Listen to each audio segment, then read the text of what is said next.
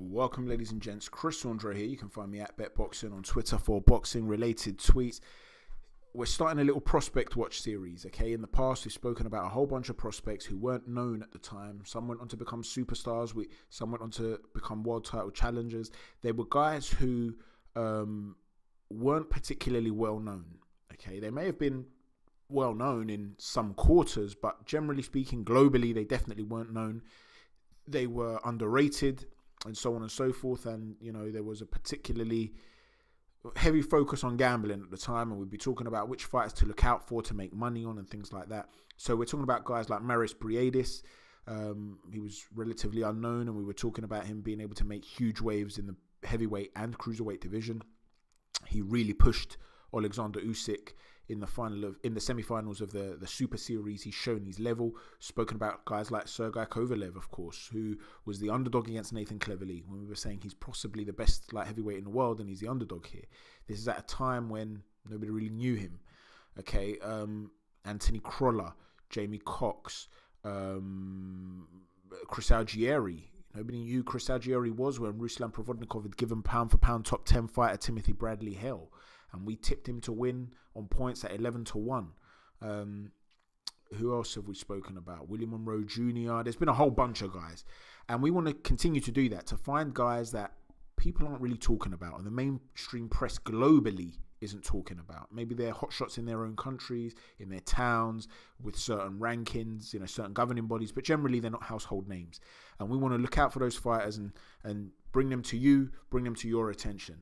And this weekend, a guy that's making his American debut is an Australian by the name of George Kambosos Jr. Ferocious George Kambosos Jr.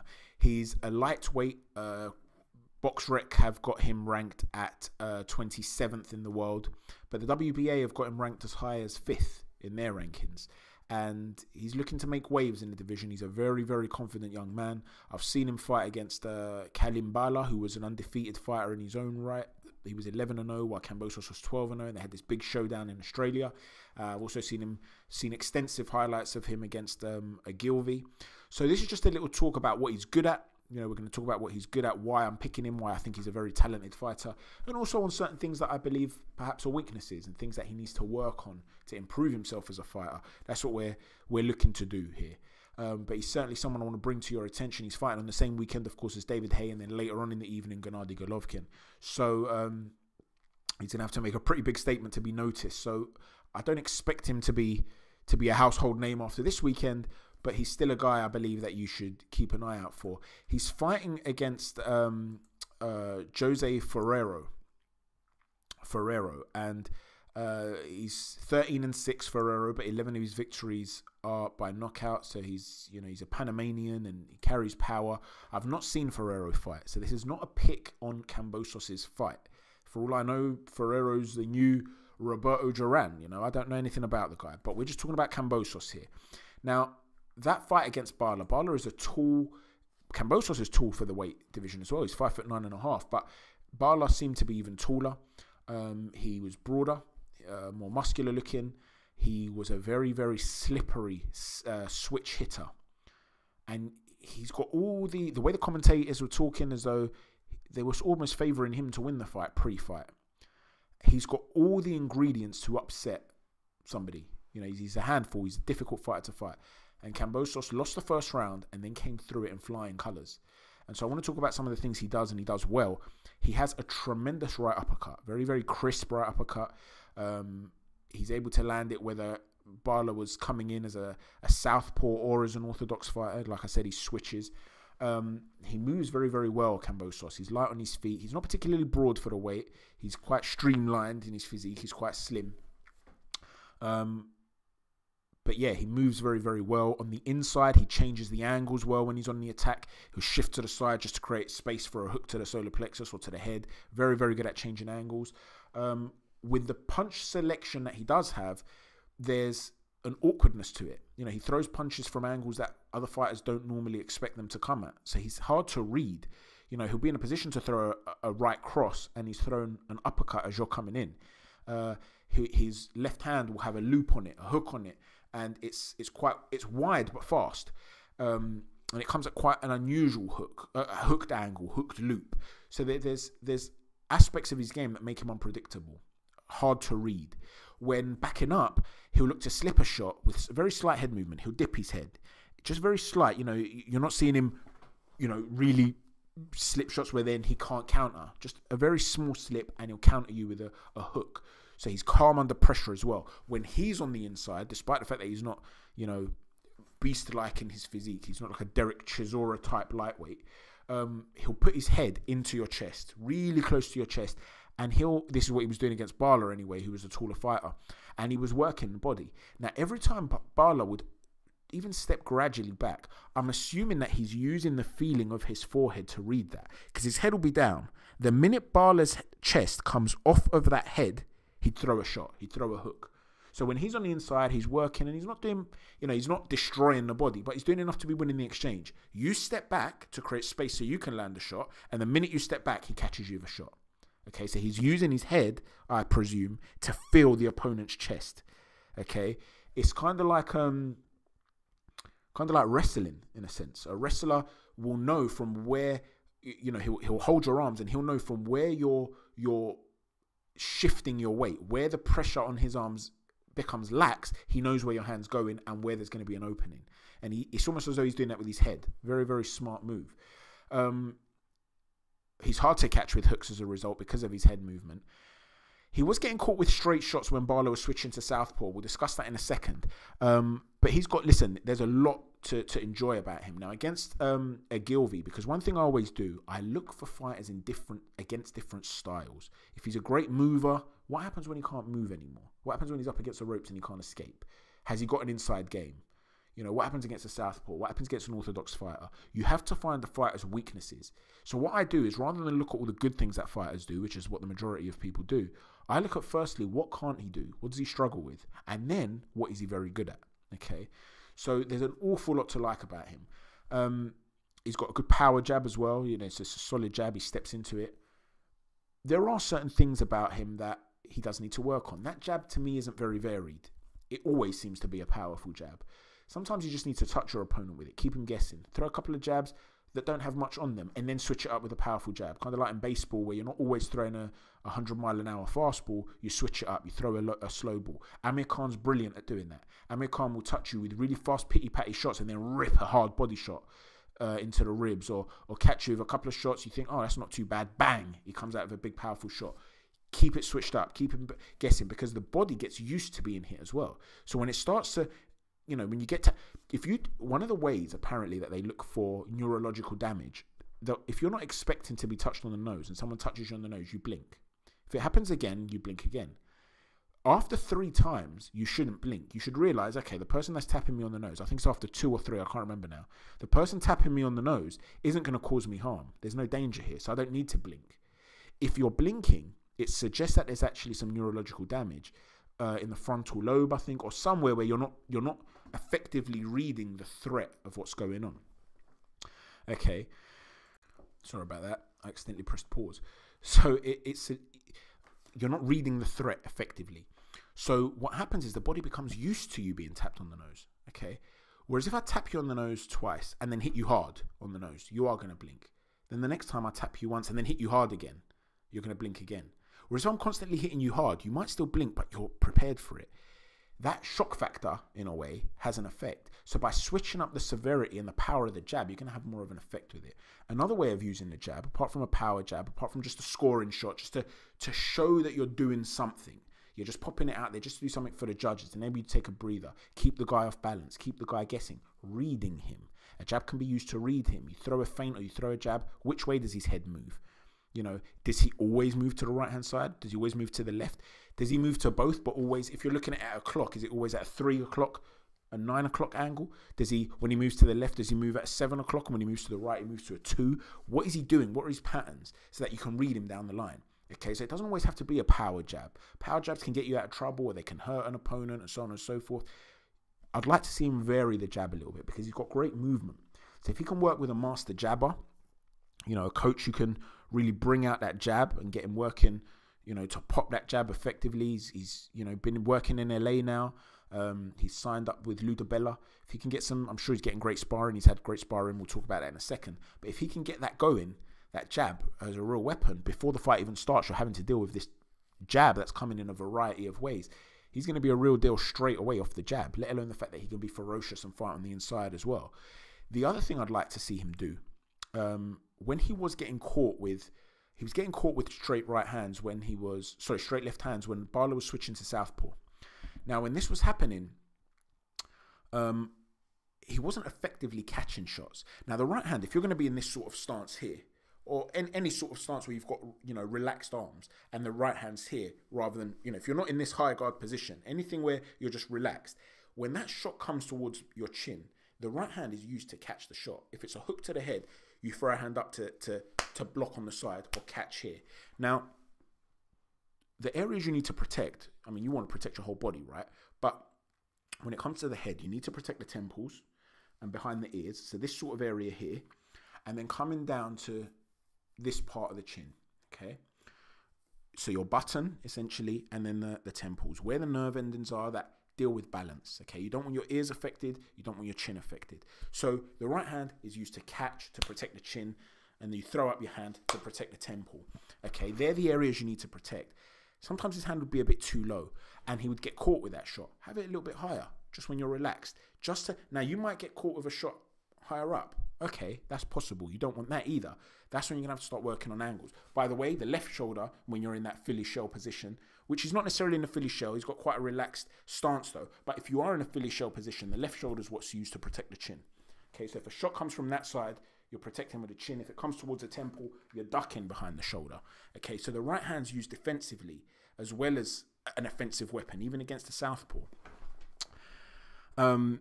I'd like to see him work a little bit more on that. Deflecting shots, bringing guys who are smaller than you, faster than you, and work on how to deflect those shots. We spoke previously about Tony Bellew and David Haye. Tony Bellew's been working with Jordan Gill, who's a featherweight, lighter, and sparring. And Bellew's not hitting him, obviously, because Bellew's too big. He'd hit him once and he'd knock him out. So Bellew's letting Gill essentially go to work on him, and Bellew's trying to deflect shots and block them, because the theory is if I can get sharp enough to stop a featherweight from landing on me, and I can follow a featherweight around the ring or escape a featherweight's attacks, then I'm going to be able to do it against a heavyweight. By the same token, David Haye, right, he's been sparring with another heavyweight in Malik Scott, but not many people move as quickly as Malik Scott. Hughie Fury maybe, and possibly Tyson Fury. There's no one else in the heavyweight division that moves around the ring as quickly as them. So although Malik Scott isn't, a player really for the top throne in the heavyweight division, that's more to do with offensive limitations rather than his movement, his defensive movement. So again, the theory behind that is if David Haye's thinking, if I can catch Malik Scott, I'm going to be able to catch Tony Bellew. Okay, so if I was advising somehow Kambosos, I would want him working with lighter guys, just on working to deflect shots, because he's such an exciting fighter to watch. He is ferocious. That's his nickname. He wants to hurt you, and because he's so focused on that, he's perhaps at times neglecting certain elements of his defense. That's not to say he's easy to hit, but he's getting hit more than his talent should allow him to get hit. Okay, so that's something perhaps to work on. Against Gilvey, though, by the way, before we move on to that, what I will say is I've just mentioned the fact that he's ferocious. He is very ferocious. He's not a big puncher, but there's an accumulation of shots there, and there is variation. One thing that he does beautifully, when he's shooting that power jab out, he'll often use it to the solar plexus. At times, he'll touch you. That is a varied thing that he does do. When he touches you, he'll follow up with a left hook upstairs, all in one movement. So he'll close the range of a shot to the solar plexus, followed by varying it up with a left hook upstairs. It's lovely. It's a lovely little move to watch, and it closes the range well, and it lands flush, and it's effective. And then it takes his momentum into the fighter where he can follow up with another shot.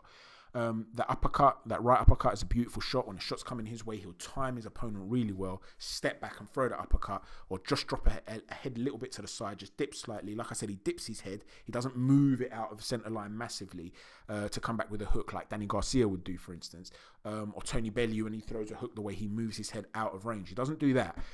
It's a very slight just glance, and he avoids hooks very, very well. It's more the straight shots that I noticed with Bala, the southpaw, that were landing a bit more than they should have been. But he'll rip the uppercut in beautifully. One problem he makes, though, in my opinion, one problem for him is that he does it too much. he telegraphs it. Sometimes throw a right hand straight, throw a right hook. Keep the guy guessing, because it's the shots you don't see coming that hurt you. Make it sporadic. Because in the first round, Barla won the first round. And the commentators were talking about him, one of them anyway, was talking about him as though he was expecting Barla to win the fight. And it was that right uppercut that changed the course of the fight. It shook up Barla. Okay, if you don't see... But then he kept throwing it all night. It was landing the majority of the time. But there were points where Barla would then come in with an arm across the bottom of the chin, and he'd come in with his hand up. So he's protecting from the left hook and protecting from the uppercut, and he'd jump in, knowing that he can take that risk of just jumping straight in, because if the uppercut comes in, it's going to land on the arm. Even then, sometimes Kambosos was throwing it and it was sort of coming under the armpit and hitting him. He was finding a way to land it more often than not. But that might have been because of defensive holes in Barla's game. Rather, his arm wasn't closing off the angle enough. Keep it sporadic, okay? Keep him guessing. We'll come back to that in a moment. But when he fought Ogilvy, who's shorter, we saw a different side to him. Okay, he was pivoting constantly when he was on the back foot, so he didn't exit the line in straight lines to get caught as he's coming out, which was really impressive, obviously, because he was maintaining that range very, very well. And he was doing it by changing the angles. Like I said, he changes the angle when he's on the inside on the offensive. When he's on the outside, if he's changing the angle too, it shows he has a great understanding of angles, some really good intellect there. He's still able to avoid those looping shots against Ogilvy, just like he was against Barla. Now, he sparred with Manny Pacquiao for 45 rounds when Pacquiao was preparing for Jeff Horn, and he was talking about how ISIS were active in the Philippines and how they were looking to take out Manny Pacquiao, essentially. And there were threats to the camp and to Manny Pacquiao and things like that. So there was a high tense, it was almost as though he said there was a lot of intensity around Manny Pacquiao. He was tense. So he's preparing for a world title fight. He's got these death threats from ISIS. So Pacquiao was there ready to, he was focused. The sparring was hard. He wasn't his usual laughing self. It was hard spars. And Freddie Roach said, and I quote, he coped very well with Manny. He did very, very well. And because he trained... Oh, by the way, and this is the key here, after doing that, Manny Pacquiao wanted to promote him, wanted to sign him up. So Manny was clearly impressed, as well as Freddie Roach, with Kambosos. Additionally to that, he's got domestic beef now with Jeff Horn, because Jeff Horn was saying how he felt it was unacceptable, or some sort of betrayal, that an Aussie fighter would go and train with another a foreign fighter and a non-Australian fighter. But you can't think along those lines, because... he's not your best friend. He's not your friend or anything. You just happen to be from the same country and you box. You can't pass up an opportunity to spar with a legend. Think about the things he might have learned in that camp, So, I don't hold that against Kambosos, but he's picked up a lot of experience from that. And for me, he's a fighter that can really go places. If he works on a couple of things... one thing, like I said, he does need to. For me, his money shot is his right uppercut. He's got to find a way to telegraph that. To not telegraph that as much. There's another prospect. One thing I will also say as well, before we move on to that part, he's very, very passionate and intense. The Barla fight, they were in each other's faces. Now I get it. They're both. It was more him than Barla, to be honest. They're both undefeated Australian fighters. He obviously psychs himself up for it. He wants to get into that mode. He's also of Greek origin, George Kambosos, and he comes to the ring with a Greek flag. So he's very proud of his Greek origin. And Barla is of Albanian origin. And for those of you that might be, you might have been to Greece or know of the culture, there's a bit of a rivalry, shall we say, between Greeks and Albanians. So I'm sure that added to it. That added to the spice of it, particularly in Australia. It would have added to it. There's a big Greek community in Australia, passionate and patriotic Greek community. You look at guys like Michael Katsidis, he would have Alexander the Great's Virginia son tattooed on his back. They're very in touch with their Greek heritage. And so are the Albanians, so that would have caused a bit of a furore. But generally speaking, he does seem to be the guy that's in your face. He's head-to-head with Ferrero in the weigh-in for this fight too. He's got to control his emotions. If he can do that, he seems like he's got a very good chin, but you still don't want to be getting caught up in wars if you don't need to, Don't be eating shots that you don't need to be eating so you can ensure longevity. That's one thing. The other thing I'll say is there's a very talented fighter out of the UK who's actually stopped fighting now. His name's Chris Evangelou. Chris Evangelou retired, well, he hasn't officially retired, but as far as I know, he's doing acting now, he's doing modeling now, he's got a whole bunch of great prospects going forward for him away from the sport of boxing. And he retired essentially then, or stopped. The last time he fought, his record was 13-3. Now, this doesn't speak the truth about his talent, because he only ever fought at domestic level. So when you're talking about 13-3, I mean, he did win an international masters title, I believe. His brother did. I'm not. Don't hold me to that, but I think he did. Actually, he did.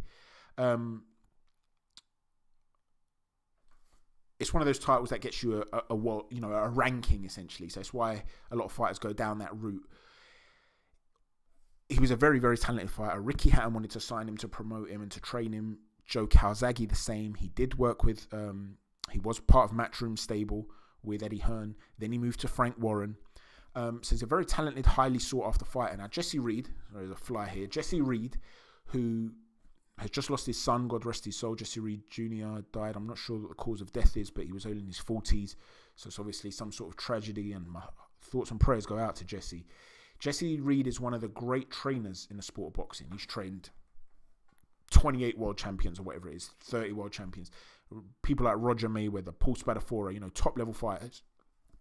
And Jesse Reed was so impressed with Chris Evangelou. So was Freddie Roach. But Jesse was so impressed with him that he would have him going and staying in the US in his house free of charge and working in camps with him and begging him to move to the US to go and train over there. And Chris Evangelou would often say in interviews that he didn't want to do that because he had a fan base here in the UK. He was a big ticket seller for a domestic level fighter. So he said, I want to build on my fan base. I want to stay close to the UK. And he ended up working with Don Charles. The reason his record is 13-3, he fought Danny Cassius Connor, and he beat Connor comfortably in the first fight, but it was a clear robbery. It's on YouTube. It was on Sky Sports, this fight. It's on YouTube. You can go and watch the first Evangelou Connor fight. Then there was a rematch. Now, at that point, Evangelou changed a nutritionist or strength and conditioning coach, and he wasn't a boxing nutritionist. So he put on a lot of muscle and went way above the weight and had to drain himself. He had to weigh in naked and things like that. Now, often this is an excuse fighters use. Oh, yeah, I was drained. We hear it all the time. But the evidence suggests that this was genuine because his volume was a lot lower. He seemed to gas. We knew he's always a great athlete. He just didn't seem himself. He wouldn't take body shots as well as he normally does. He just couldn't push off on his shots. He looked drained, and he lost that fight on points. But then he sorted that out. He came back. He got a right nutritionist. He moved up a division as well. He fought a guy called Ashley Mayle. I was at that fight because it was a night that Bradley Skeet was fighting, Colin Lyons, Frank Buglioni was fighting, Derek Chisora was fighting. It was a good night of boxing at the Copper Box. So I was there. And I was ringside. So I saw the fight close up. And Chris Evangelou, being a little bit slow to start and so on and so, a bit inactive at times. I scored the fight, 6-round fight, 4-2 to Chris Evangelou. Someone else who I knew who was sitting a few rows behind actually had it 5-1 Evangelou. Someone else who was sitting ringside had it 5-1 Evangelou. Somehow, Mayle got the decision. And as he was walking out, Chris Evangelou swearing that it's been another robbery, shouting, and the security guard is sort of shaking his head and saying, even I think you won that fight. It was a very surreal scenario. And he seemed to fall out of love with the sport. He was then out. He wasn't fighting often. He was fighting very sporadically after that.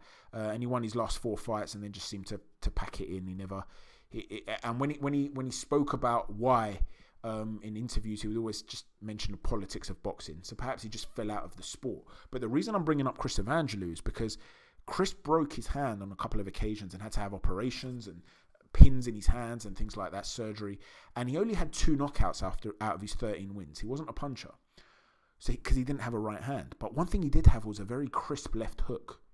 And he would jump into that left hook and he would really lunge into it, and it was effective, and he would hurt fighters when he'd land it. But because he didn't have that right hand, he would rely too much on that left hook. And so as good as it was, it would become readable, telegraphed. And it's the punches you don't see coming that hurt you.